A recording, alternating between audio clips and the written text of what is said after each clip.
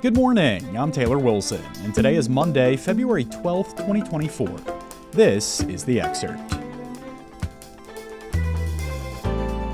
Today, a look at the latest hot mess in Washington. Plus, Trump threatens NATO, and a football dynasty may be brewing in Kansas City. It's a messy time in Washington. From the White House to the Supreme Court to Congress, it feels like an apt moment to check in with USA Today Washington Bureau Chief Susan Page. Hello, Susan. Thanks for hopping on The Excerpt today. Hey, Taylor, it's great to join you again. Susan, you wrote about this hot mess that's brewing in Washington right now. I like that choice of words. There are a lot of angles to this. Let's start with Capitol Hill, where there are all kinds of legislative fights popping up. And, House Speaker Mike Johnson in particular has had a rough few weeks. Susan, what's the latest here? Well, he's lost back-to-back votes on big issues because of defections from his own members. This isn't because of Democratic opposition, it's because he's not holding his own team together. That raises questions about what he's going to be able to get through, if anything, this year, whether he'll be able to survive as speaker, although the best thing he has going for him there is that there's not really an alternative. Can he find his footing? It's not clear at the moment whether he will. And inside the White House, Susan, it's been a curious week for President Joe Biden. What happened with this special counsel investigation that essentially portrayed him as an elderly man? The special counsel's report was devastating. It portrayed him as a forgetful old man. He seemed kind of feeble, even on big issues like what years he was vice president or the date of the death of his son, Beau. So he went out before TV cameras on Thursday night to fight back, to question the conclusions and the observations of the special counsel. And in many ways, he reinforced the perception that he lacks the mental acuity for the presidency. He, for instance, referred to the president of Egypt as the president of Mexico.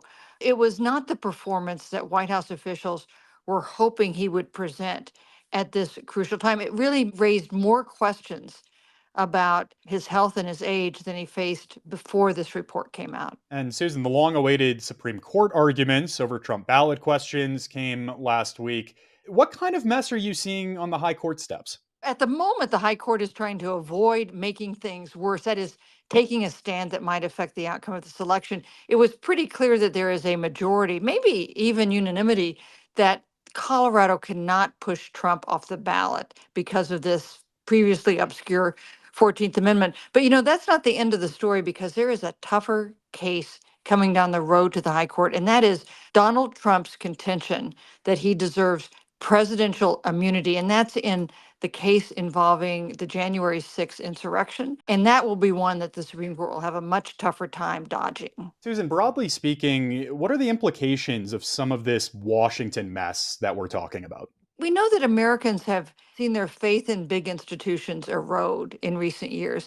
And I think the scene of this dysfunction in Washington is only going to reinforce that. It's also going to make it hard for the federal government to address some of the big issues we face, like what's happening on the southern border or the need for ammunition in Ukraine. So there are big repercussions here, global and political. All right, Susan Page is USA Today's Washington Bureau Chief. Always a pleasure, Susan. Thanks so much. Thank you. Former President Donald Trump is again stirring fears over the future of NATO. Trump suggested he might not come to the aid of European nations if they're attacked by Russia, and that he might even encourage Russia to, quote, do whatever the hell they want, unquote. During a campaign rally in South Carolina on Saturday, Trump said his decision, if elected again, would be based on whether NATO members are contributing enough to the alliance. President Joe Biden, in a statement put out by his campaign, said that if Trump is able to regain power, he's, quote, making it clear as day that he will abandon our NATO allies if Russia attacks, unquote. For his part, NATO Secretary General Jens Stoltenberg said Trump's comments could endanger lives.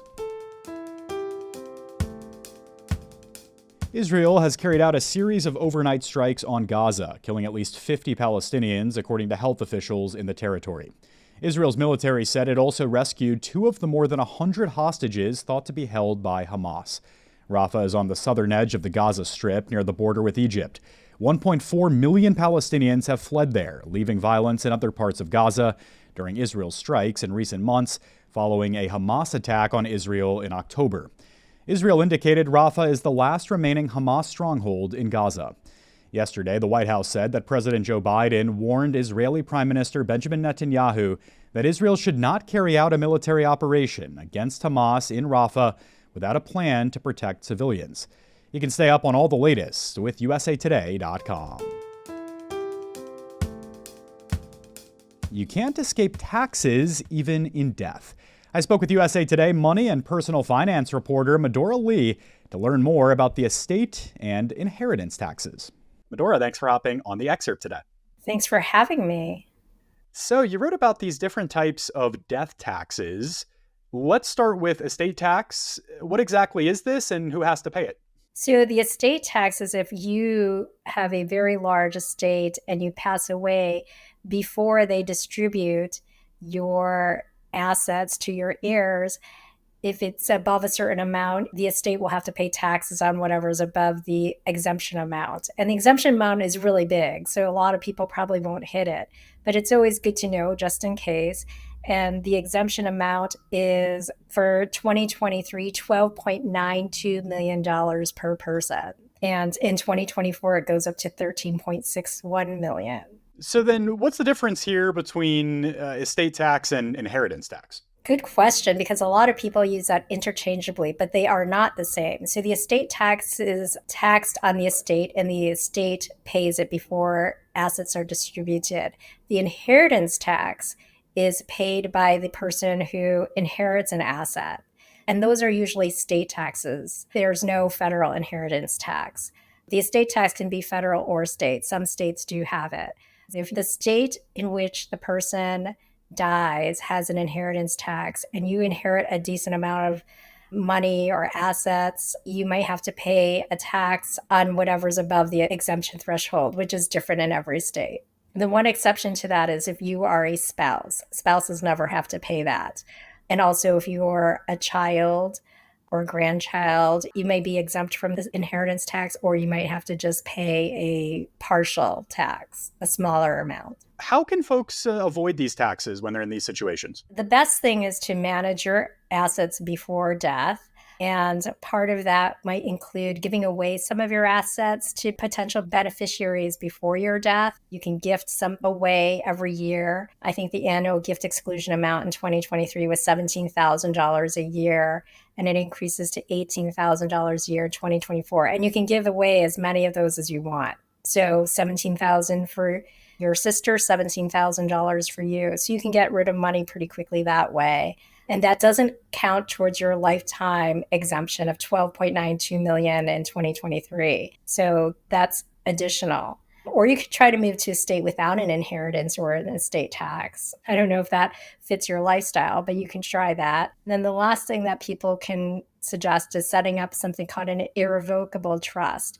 You give up some control over your assets because the trust becomes the official owner of those assets, and you can't change it or cancel it. But no trust assets transferred upon your death are estate or inheritance taxed. Medora Lee covers money and personal finance for USA Today. Thank you, Medora.